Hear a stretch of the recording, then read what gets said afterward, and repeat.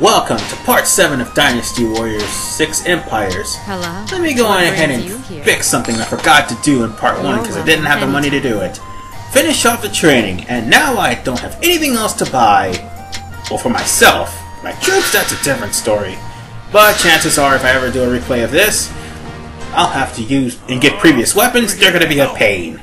And speaking of a pain, so don't waste our time. This is the cutscene I've warned you about. Everybody except for the ruler, who made a deal with the Nonman chieftain, is going to suffer a troop loss. Thank you for And speaking of Nonmans, that's like the 15th male I have on my force. Stop it. Just stop it, game. But anyway, today I want to talk about the Battleground and, of course, Officer Mode. I mean, we're 7 parts in, I might as well talk about it. But first, let me get my setup before I go into battle. We'll never leave off the battle unprepared. That's what I always say. And I'm going to do battle with Xu Huang, because after all, humiliating him twice is so much fun. Now, let's talk about Battleground, the new feature of Dynasty Warriors 6 Empires. Unlike Dynasty Warriors 5 Empires, Dynasty Warriors 6 Empires will show you where your allies are, where your enemies are located, and where your bases are located. However, Samurai Warriors 2 Empires made it to where you're able to place your officers in the bases you need them the most. This game doesn't give you that. It just shows you where your bases are. Well, you need to know where your supply base is at all times, because you never know when you're going to have a surprise attacking officer. And of course, surprise attacking officers are dicks. If you let them go, of course. They'll set your supply base on fire, and they will take your supply base, and you'll have to fight them back for it. Meanwhile, I'm trying to find the perfect music suitable for this conversation. Do not underestimate the enemy. Proceed with See, if 6 gave you the ability to set your officers, then you'll be able to intercept guys like Guan Yu, who were, of course, inspiring the troops. Last thing you need is somebody inspiring the troops. At least running wild. And when those rallying officers are left unchecked, they do a lot of damage. Speak of the devil, there he is. But of course, if you had the ability to set your troops right where you need them, you at least have troops ready for a surprise attack. But let me warn you right now, when I gave my troops the orders from the menu to go over to the supply base, because I knew there was a surprise attack officer, that officer went there to the base, sat there, and watched a guy stroll in and take the base. Yeah, what kind of bullshit is that?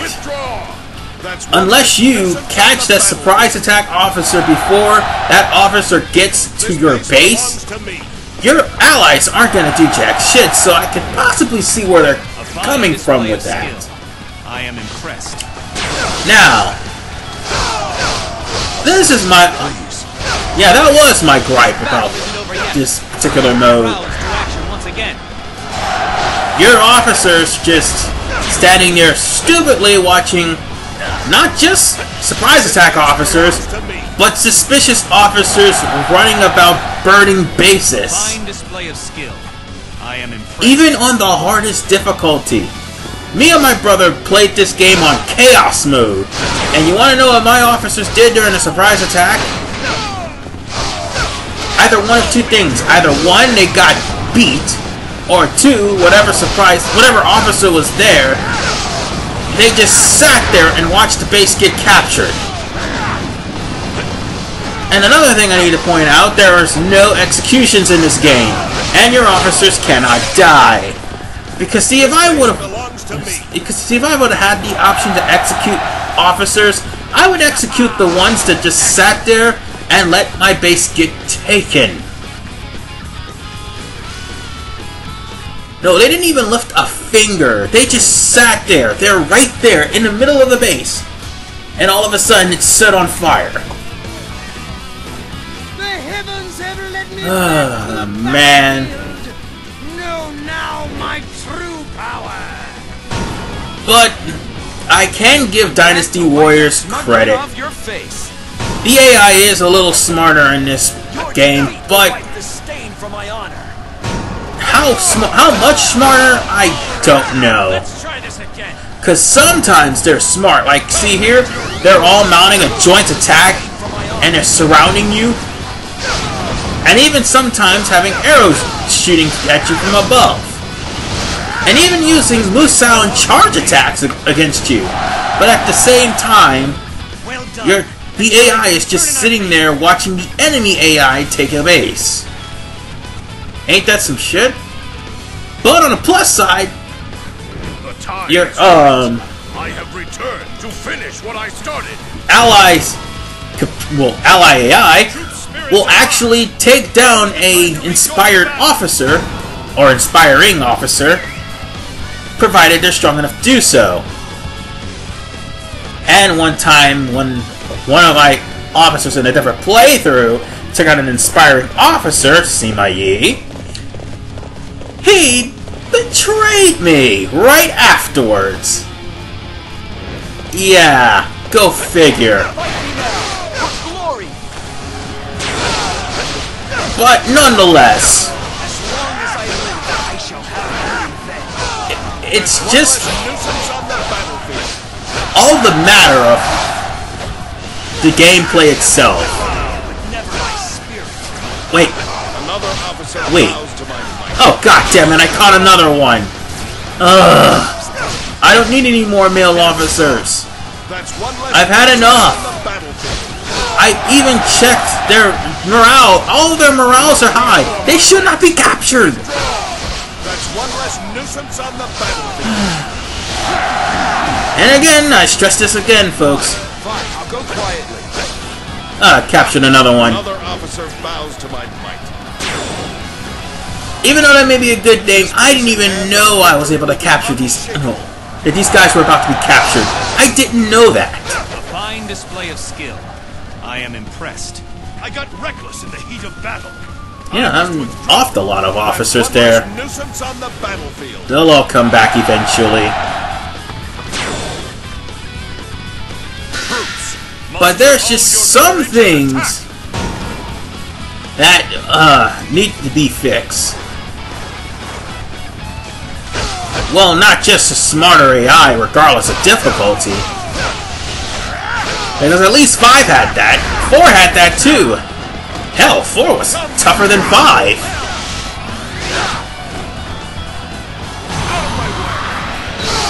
But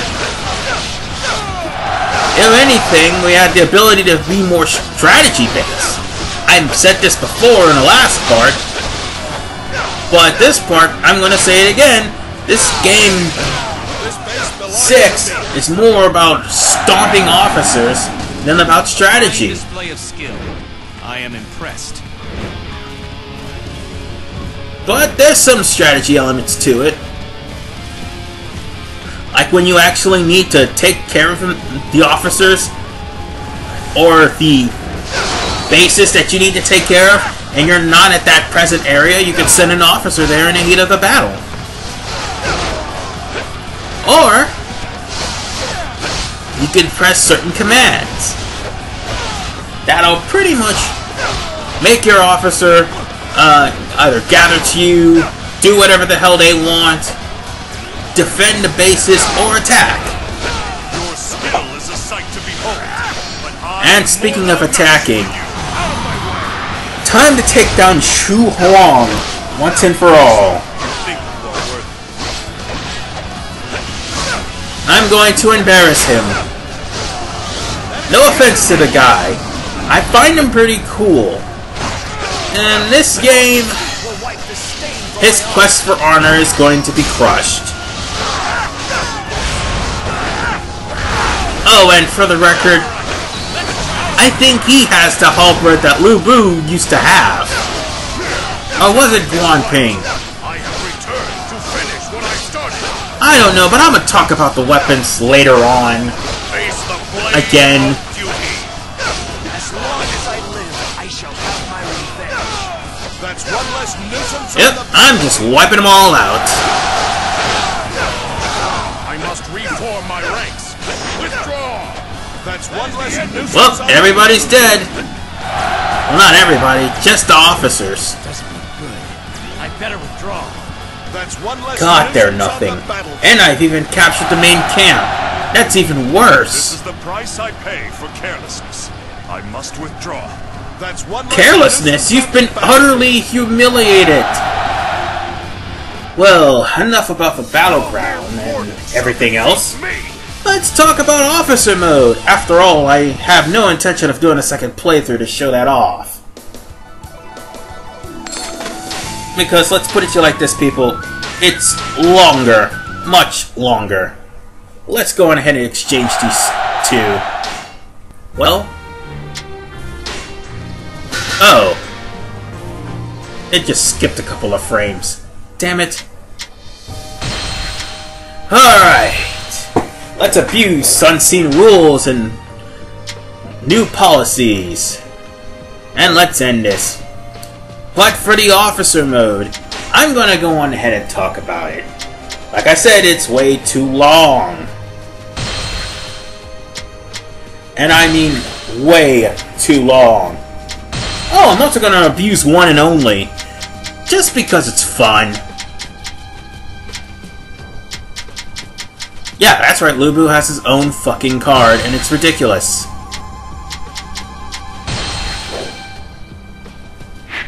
Now that I've got everything I need, I can just go into battle, and... Damn, I'm just going all off subject. Sorry, but let's just go into battle, and I can just talk about the officer mode. Yeah, pick a stage. Oh yeah, I forgot about this guy. I didn't beat him. Oh well, how can I forget about someone?